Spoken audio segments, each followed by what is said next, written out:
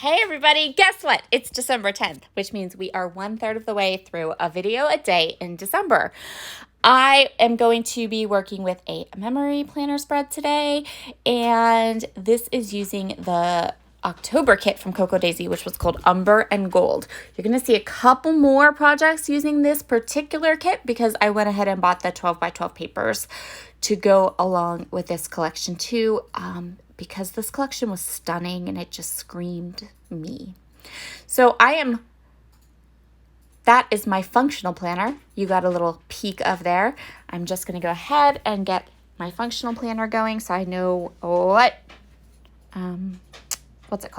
plans I have. And I'm going to start going through the kit, cutting down papers, and deciding what I want to decorate my spread with. I absolutely love this chevron pattern that is part of this kit. I just think it's so pretty. I love it. So we're going to add that, definitely. I was like immediately like, we're using the chevron paper right out of the gate. First project using this kit, using this collection. Let's grab the papers I love the most. So this spread is on the heavier photo side, which will happen to me a lot during the summer, but doesn't happen to me a lot during the fall. So enjoy it. We had lots of photos this week, but most of the time we only have a few or not too many because around here in my house, we kind of batten down the hatches and stay home a lot in the fall/winter. Okay, so I'm getting all my patterns down that I like.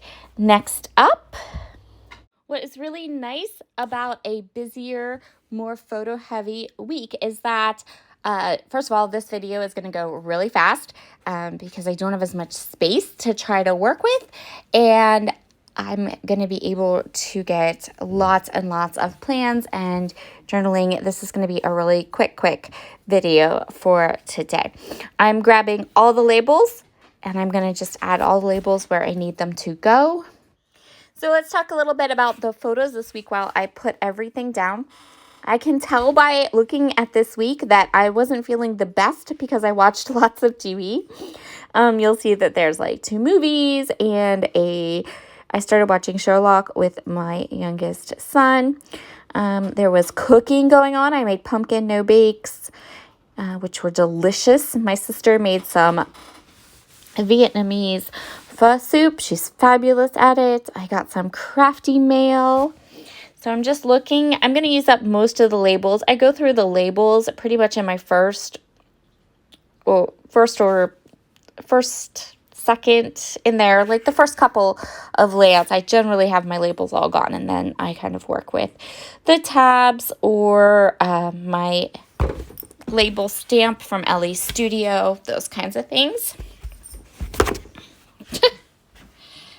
Now that I have all of these labels down and I have a little block set aside for journaling, I'm going to go ahead and write all the things on my spread.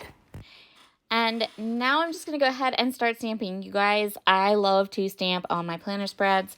I stamp on them all the time. My memory planner spreads. Oh, and my Traveler's Notebook spreads. Oh, and my scrapbook layouts. Oh dear. I'm a stamper. So for this particular collection, Merlot ink from Catherine Pooler, which it is just first of all, it's a fabulous color just on its own. It's this gorgeous, deep, dark, perfect burgundy. But it is also a fabulous and perfect match to this particular collection. I'm going to stamp right on my photo here. So I print my photos on Canon glossy paper, and one of the reasons I do that, there are multiple reasons, but one of the reasons I do that is because this paper is fabulous and you can stamp on it. So you can print your pictures and then you can stamp on your photos and it looks amazing. I am pulling stamps from my usual suspects of stamp companies. So Paper Person, Kelly Stamps, and then I also have one from Simon Says Stamp because I happen to love Kathy Zilski's stamp sets. She's amazing with the typography. I think primarily we're using paper press and stamps this week, if I can remember correctly. So I'm just going to go ahead and add my stamps.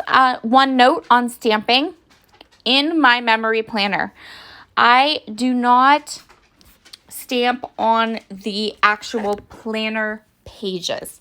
Happy planners, the ink will ghost, and the darker the ink, the more it will ghost. So, like when I use this Merlot ink, you'll notice that I am stamping either on a photo or I'm stamping on one of the Cocoa Daisy patterns.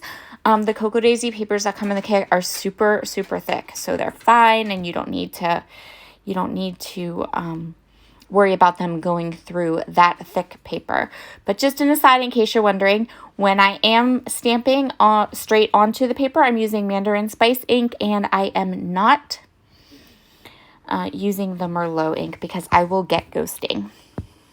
You will also notice if you see me kind of flying my hands around, that's because I was hosting a Zoom crop with my YouTube Perks members. We have a lovely membership that I run in addition to the free content on my channel.